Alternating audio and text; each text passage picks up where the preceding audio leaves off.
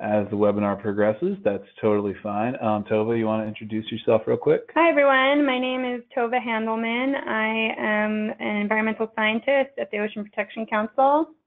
And my name is Mike Esgro. I'm a Sea Grant Fellow also at the Ocean Protection Council. So yeah, good evening, everybody. Thanks so much for joining us today. Especially thank you for your interest in the Green List program. We're really excited about this effort to add California's MPA network to the Green List, and especially about the opportunity to involve all of you guys, California's ocean stakeholders, in the expert assessment group for this Green List. Expert assessment group for the Green List is what we're calling the EAGL, so that's what that acronym means from now on. This webinar is going to give you a chance to learn more about the Green List program, why California's MPA network is a good fit for the Green List, and also the how and why of becoming an EAGL member. So just so you guys know, a couple housekeeping things. This webinar is going to be recorded and posted online later for folks who couldn't make it tonight. It'll be posted on the Ocean Protection Council website, and we'll provide that link later on. You guys are all muted for now, so please save your questions until the end, and then at the very end of this webinar, you guys will have the opportunity to either you know, on voice or chat to ask any questions that you might have. So Tova and I from OPC have already introduced ourselves, but I'm going to turn it over to Matt and Steve to provide their introductions. Hi, everyone. This is Matt. My name is Matt Durnin, and I'm with Accreditation Services International, ASI, and IUCN, International Union for Conservation of Nature. I'm the independent reviewer for the Green List in Asia and North America.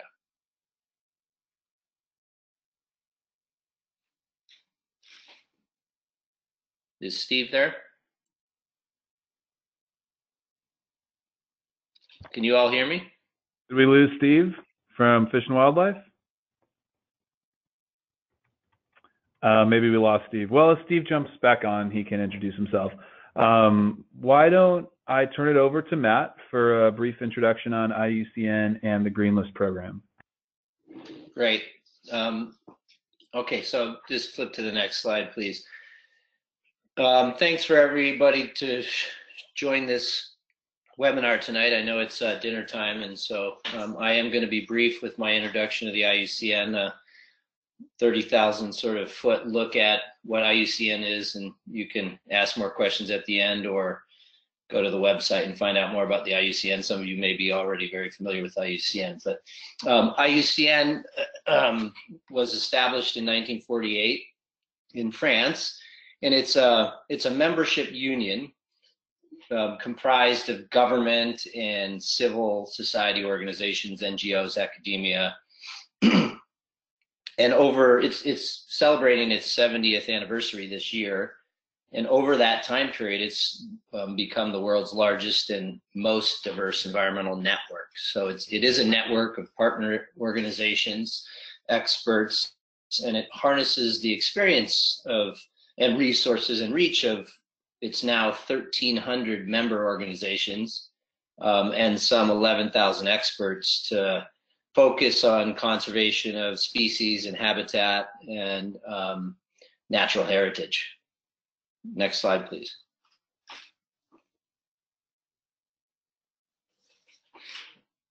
So IUCN uses those resources and its science and its knowledge to engage with local and international partners in projects to develop and implement policies, laws, and best practices for conservation and development. It focuses on many different themes, a couple of them that you may be familiar with or more familiar with being species and protected areas. Protected areas is the topic of this particular conversation we're having this evening. You may also be familiar with the species red list. This is one of probably the most well-known and understood work that IUCN does, putting out these species lists, red lists. And the green list for protected areas is, I guess, an attempt to take a more positive approach.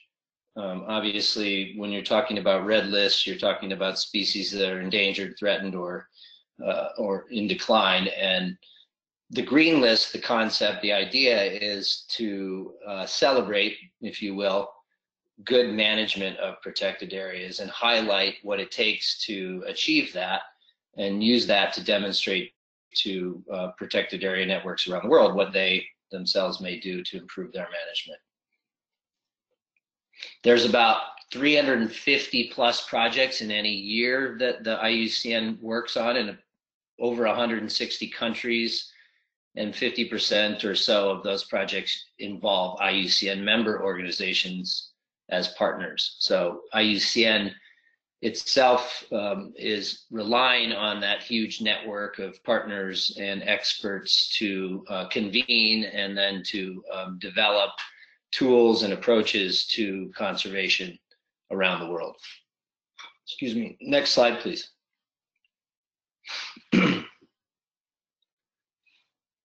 The IUCN really works, again, with partners around the globe, and it's working to help to achieve global targets that have been identified in regional and international treaties, so things like the COP and the ACHI biodiversity targets.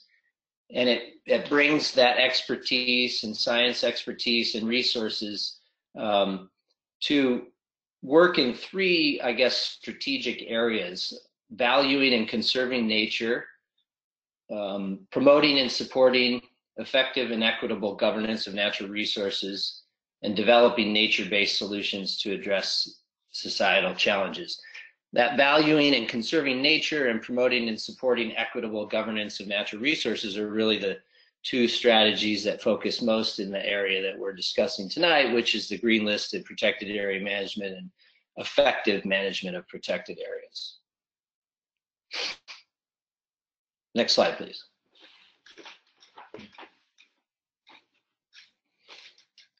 It's a global organization and has a very large footprint, as you can see from this map. And the dots don't do it justice really, but if you think about 1,300 partner organizations, over 11,000 experts globally, the Secretariat, which is based in Glan, Switzerland, has 900 staff in 11 regional offices in more than 50 countries worldwide. So there's a very wide reach across, obviously, a diversity of ecosystems, habitats, terrestrial, marine, and social and cultural context. And it can draw on that expertise and draw on those offices, resources, and personnel to accomplish an awful lot. That's really just again a 30,000 foot. We can go into a lot more detail and questions if people have them of the IUCN. If you need more information, as I said, you can go to the IUCN website. If you're social media inclined, you can check out Facebook, Twitter, and YouTube, of course, and find lots and lots more information. I would, I guess, mention too that through the IUCN site, you can connect to the green list, and I'm sure many of you will want to after this to learn a little bit more about the green list as well. Okay, next slide, please. So what is the green list? I've been involved with the green list since about 2013, and that was when we really started the very first pilot phase of the green list. Again, several people, both within the Secretariat at IUCN as well as partners, were looking to take a different approach, and they came up with the concept of the green list and highlighting protected areas that were doing a very good job of managing the values and the resources in those protected areas, ultimately to successful conservation outcomes. So its real aim is to promote effective protected areas worldwide, terrestrial and marine. And it does so by evaluating those protected areas against a set of globally consistent criteria. the green list aims to improve the contribution that these areas then make to the conservation of nature and associated social, economic, cultural, and spiritual values. We'll go into a little bit more detail about the criteria and the components of the standard that's used to evaluate those protected areas in the next couple of slides. In 2014, the Green List was officially launched, and more than 20 protected areas were listed officially as Green List sites. And this is a map of where those Green List sites were. There were quite a few in Asia, where I was acting as the reviewer for those, and you can see in South America and Europe as well, and Africa. If California, California's MPA network would be the first protected area in North America and the first network of marine protected areas to be added to the list. So we're IUCN and ASI, we're very excited to be working with California on this and looking forward to, seeing some green listing happening in the very near future. Great. So I'm going to jump in here from the state side and talk just briefly about why we're doing this in the first place. So why join the Green List? First and foremost, we see this as an opportunity to increase stakeholder involvement in the management of our MPA network. These are really our MPAs as Californians, and we hope that this process is going to raise awareness and also kind of instill a sense of ownership among stakeholders in our MPA network, especially as the network enters a long-term management phase. And furthermore, joining the Green List is going to provide international recognition for the network, which really is a truly novel achievement. I think in California, we've done something here that hasn't really been tried before. And this kind of recognition will build support for ongoing best management practices in California and will help us as managers ensure that we're being successful at meeting the goals of the MPA network's founding legislation, which is the Marine Life Protection Act. And I will turn it back over to Matt for a little more info on the Green List process and those globally consistent criteria. Great, thanks, Mike. This is all introductory stuff. So I know that there's probably going to be lots of questions at the end, and I can also provide, and we can also provide resources to folks. But and anyone on this call that does, if they do become a member of the expert group that will be doing the assessments of the protected area against the standard, is going to learn a lot more about this as well in the future. But the process is essentially a three-phase process. So a protected area identifies itself as wanting to join the Green List, and it's voluntary. And they make that commitment, and then they have to meet all of the Green List criteria and must provide evidence that it meets the key screening conditions. And excuse me, there's four components of the standard, and I'll just mention them briefly here and talk a bit more about them in the next slide. But the first three components are good governance, sound design and planning, and effective management. And it's in that application phase that a protected area is evaluating itself against the criteria for those components and providing the evidence that they meet those basic conditions to be able to then be moved to what's called the candidate phase. And before they're moved to the candidate phase, they submit that material, and the expert group reviews that material, and as long as they feel that the protected area has met the standard, they'll promote them to the candidate phase. And if they don't, then they send it back to the protected area to continue to address any questions or concerns. Once it gets to the candidate phase, then the fourth component, which is really, I guess, the difference between, we think, this standard and what's been previously done. There's been lots and lots of work around management effectiveness and looking at, good management effectiveness, good management of protected areas. But ultimately, what matters most is those successful conservation outcomes.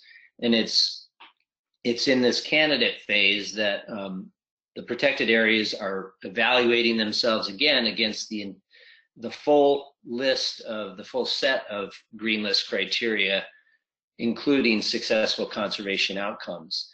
And if, again, they do that, they would then be green listed. When they submit their application and the evidence for that supports the criteria for all 4 components, there's a review that goes on by the expert group, and the expert group either promotes them to green list phase or asks for more information if it's necessary. Once they promote them, then it's reviewed by a committee that's made up of experts in IUCN that says yes or no to the green listing. And in almost every case, they say yes, because it's really this expert group that is the key to all of this. The expert group is made up of people. In this case, it'll be people from California, from diverse backgrounds in terms of experience and expertise, that will be looking at these applications from the protected areas. And you all know better than anyone back at IUCN or even on these committees about the specifics of your jurisdiction. And so if you feel that it has met that standard and should be green listed, then it usually is. Once it's green listed, a site is on the green list for a 5-year period, and there's a midterm review that's conducted 2.5 years in midterm, and that's usually a fairly quick and easy process. So, well, I shouldn't say usually. We're actually just going through that now with the first set of protected areas. But as long as there haven't been any significant changes, it's not likely that a site would be delisted. And it continues to the 5-year period, and then it goes through the process again. And it does need to go through the full evaluation, but since it has already gone through that once and much of the information has been submitted, it's really a matter of just updating that information.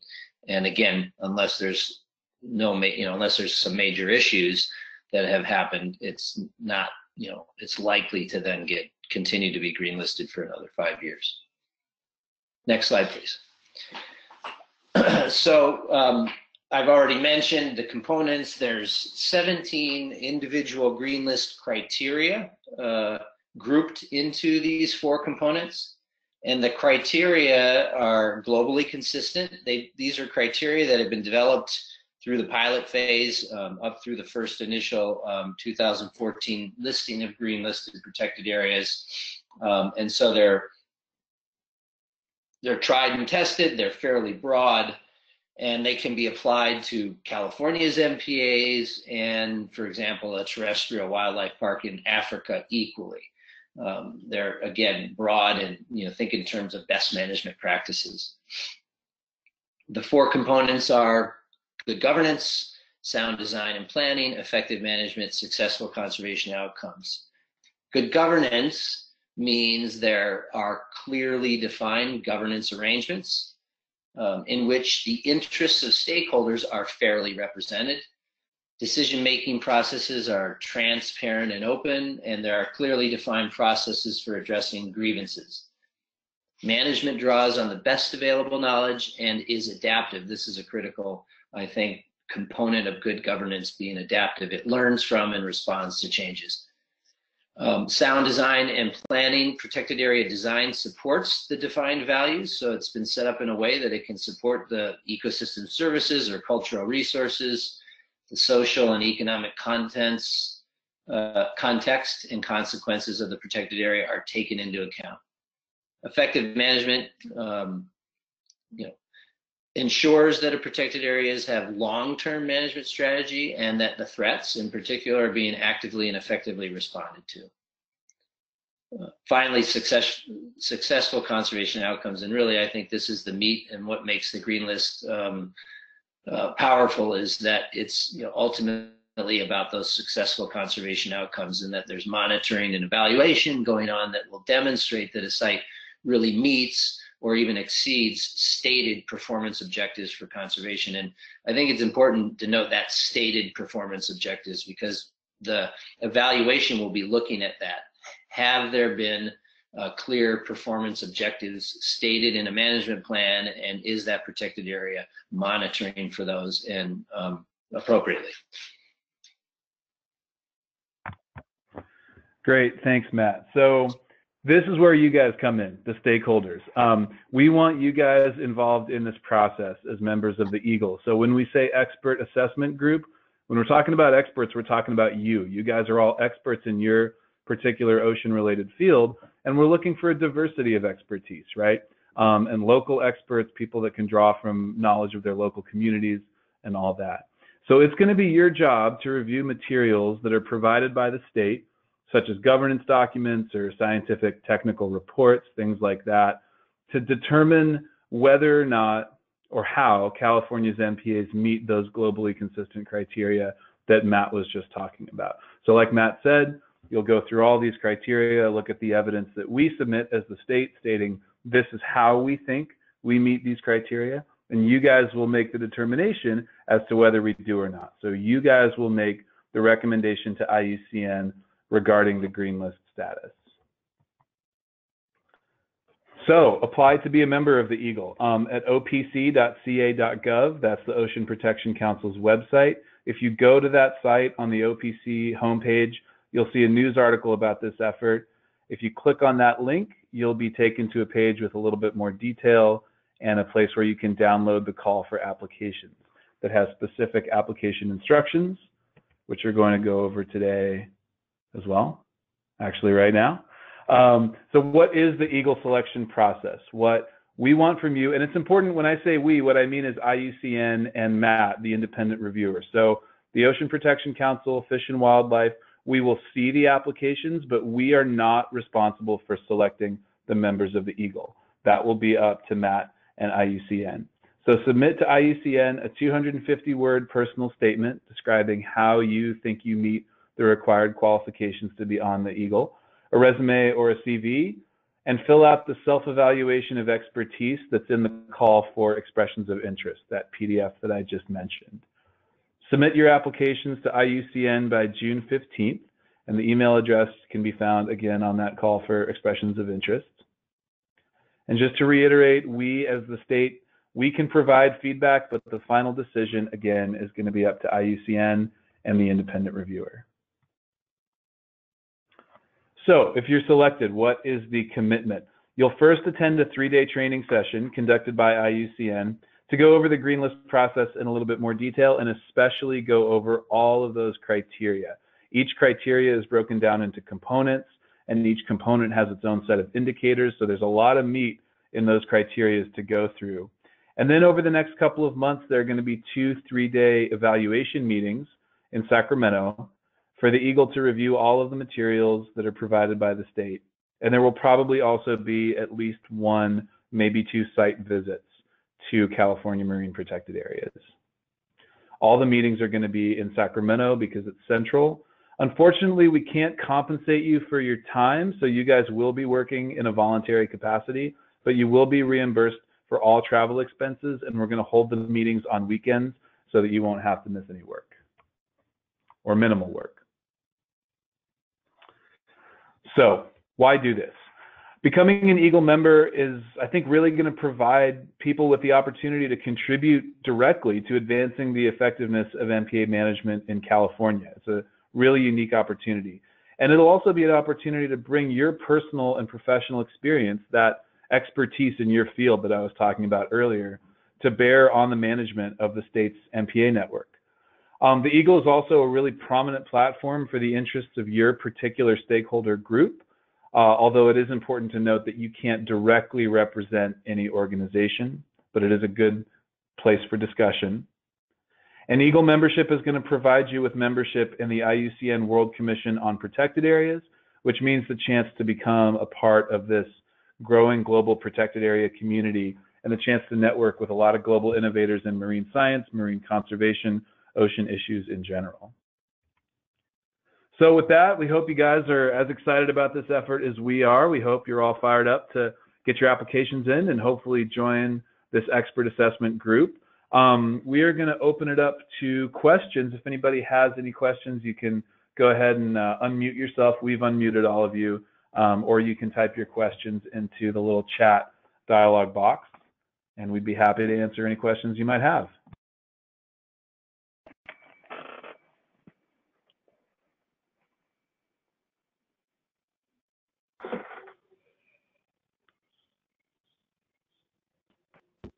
Well, we don't hear anyone speaking up, so if you were trying to speak up and couldn't, oh, okay, we have a question here from Steve Murray in the chat box. Steve asks, will each California MPA be evaluated separately? That's a really good question, and Matt, maybe you can speak to this too. But in our discussions with IUCN, what we have been talking about is having this be evaluated as a network of MPAs. So the MPA, as you guys all probably know, the MPA system was designed to function as a network. There are 124 of them from the Oregon border all the way down to San Diego, covering, I think it's 16% of state waters. So a lot of these things that are designed to be a network. And they are, by and large, governed as a network. So the governance criteria, the performance objectives criteria, really in our case, we feel that a network assessment would be the most appropriate. We have not fully, figured that out, because some of that will also be up to the EAGL, but that's the direction that we're going right now. Matt, do you have any input on that? No, I mean, I don't want to throw a wrench into things, and I think that that's probably the right approach. I guess the question just will be really, and maybe you just answered it, but it really does depend on how it's all managed ultimately. And as long as it's managed as, even though they may be individual MPAs in the broader network, if there's a clear overarching management plan and there's some clear overarching values identified and plans to manage those values, et cetera, that would meet the standard, then it will work. It's if somehow that there's too diverse a number of values, for example, from north to south, things change that might complicate things, then you may need to start thinking about dividing it into maybe regions rather than individual protected areas. But again, if at this point, that's probably the best approach, is to look at it as a network. Yeah, great. Thank you for that, Matt. And that is also something that we will discuss more at the EAGL training for those who are selected onto the EAGL. Next question is from Ricky Erickson. She asks, how many are being selected? How many individuals are being selected to the EAGL internationally? So that's a great question. Yeah, so the EAGL is going to be, just to reiterate, it's going to be made up of Californians. So it's all going to be folks from the state. IUCN, of course, will play a role in training the EAGL members, but the EAGL members are all going to be from California, not international.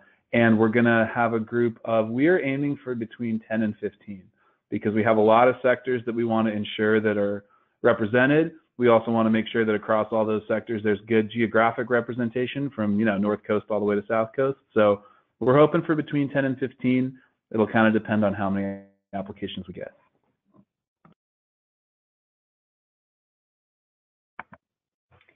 I might add to that response, yeah, just to say that when we've done this now in many different jurisdictions, and it's always, the EAGL's always made up of experts from that jurisdiction. There's not experts from outside that jurisdiction. So California in your case.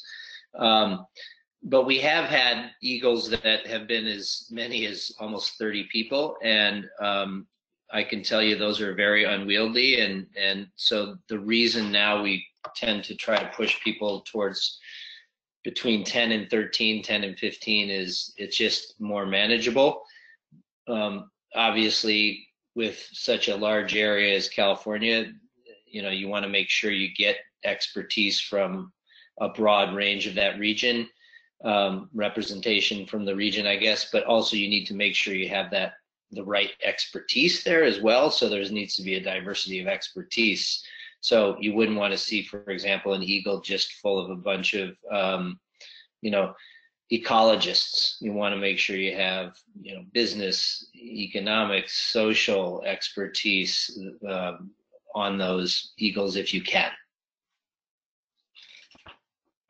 Thanks, Matt. We have another question from Craig Hill in the chat box. And so it seems like people are using the chat box pretty easily. So if any, I've muted everybody again. So if you have any questions, please go ahead and chat. So from Craig Hill, we have a question. How do globally consistent criteria apply as between different ecosystems, such as an MPA and an African savanna, for instance? So I actually have a slide here that Matt, maybe you can speak to. This is a example of the criteria. Yeah, right. So yeah, this is an example. So you can see this takes the component example of good governance, the criterion, which in the standard itself, and you can download, I believe, a copy of this standard from the IUCN website or the portal. But in any case, the criterion is, in this case, guarantee legitimacy in place. And in the standard itself, there's a lot more detail under that. But it's the component and criterion that are globally consistent, the term globally consistent criteria. It's the generic indicators and the means of verification where every jurisdiction, the EAGL goes through an adaptation. And they look at those generic indicators and they look at those sample means of verification and they adapt them for their jurisdiction. So we feel, and so far it seems to be holding true, that this standard was developed at a high enough level that the component and criterion can be applied across the globe. And it's the generic indicators and the sample means of verification that an adaptation may need to take place. And it's been different in different places. Some, have gone and not done much in terms of adapting the generic indicators or means of verification, and others have changed every single one. So it really just varies by jurisdiction. I will say that when there is an that adaptation needs to then go to an approval by the standards committee within IUCN, and as long as it doesn't change the general purpose of those indicators to provide evidence against the criterion, then it shouldn't be a problem. Does that answer the question? Yes, Craig says, thanks, Matt. That clarified well. So thanks for that. We have another question from Ariel Heyman. Ariel says, this reminds me of the WASC process for school accreditation. Is the 5-year review similar to WASC in that conservation systems are expected to set new goals for how they are planning on improving or expanding their areas? For instance, education or outreach, community involvement, goals to add more land, restoration projects, etc. So I think there are kind of two parts to this question. The first would be how that criteria 3 is about having performance indicators and benchmarks, and those aren't prescribed explicitly in the criteria, so it is up to each jurisdiction to define those performance indicators for themselves. And in California, we have very specific ecological performance indicators in particular that we look at, and those are adaptive. So those are things that could potentially change over time. Also, Matt, you can probably speak to this better than I can, but I'm under the impression that these criteria, this is version 1.1 that was launched in 2014, but these criteria could change sort of as time goes on, as we learn more about protected area management or as things change at the site. Am I correct on that? It's possible, but I think it's less likely for components and criterion to change than it would be indicators and means verification. But yes, I mean, this is adaptive, and it gets reviewed. And as we understand how it works over time, the standard will be improved. So anything can change eventually, but 1.1, as far as we're concerned for the next year at least, and hopefully beyond, is the standard that all protected areas globally will be using. Great, thanks. I hope that answers that question. Did I hear someone on the phone? Yeah, can we just ask questions verbally? Yes, you can. Can you introduce yourself, please?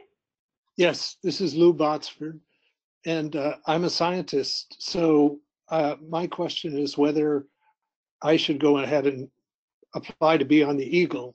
And my thinking is that I've been on a number of the science committees for the implementation of these, and still now contributing to the adaptive management of them. So for me to be judging whether California meets the standards and criteria seems like I'd be kind of biased because I was judging my own work. So how does IUCN view that? In other words, should I go ahead and apply to be on the EAGL? Okay, so I'll take that question. The short answer is yes, you should apply. Okay. What we're looking for is, you need to have an EAGL that has expertise to evaluate all of the criterion. And you may not have the expertise to evaluate every single one, but you obviously have expertise to evaluate some.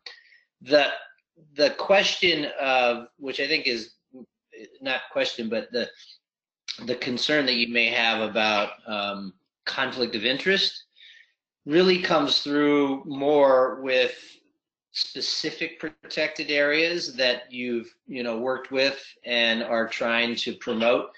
And in the case of the California Marine Protected Area Network, I think it's going to be hard to find any experts that probably haven't worked with that and understand it in some detail, and maybe, as you say, even promoted it. But as long as that's recognized and stated and in discussions open and honestly, then it's not a conflict of interest. This is how I, at least as a reviewer, look at it and approach these things.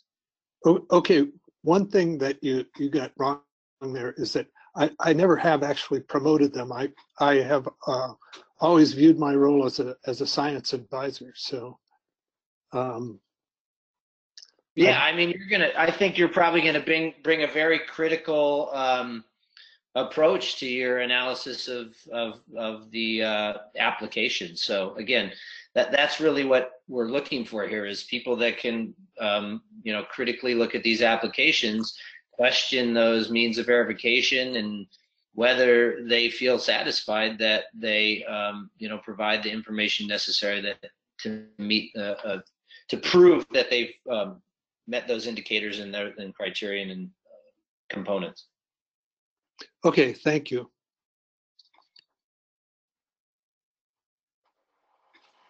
All right, are there any, I don't see any other questions in the chat box. Is there anyone else who would like to ask a question either in chat or verbally?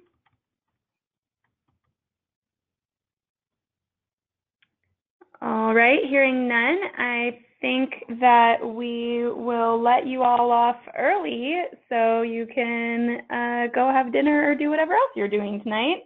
Thank you so much for your interest. We're going to post this recording online, and we will be in touch soon with more information. And if you have any further questions, please don't hesitate to get in touch with Mike or myself. My name is Tova at the Ocean Protection Council. Our emails are up on the screen right now. Have a great evening, everyone. Bye. Thanks, everybody. Thanks, Matt. Thanks, everybody. Bye. Thank you.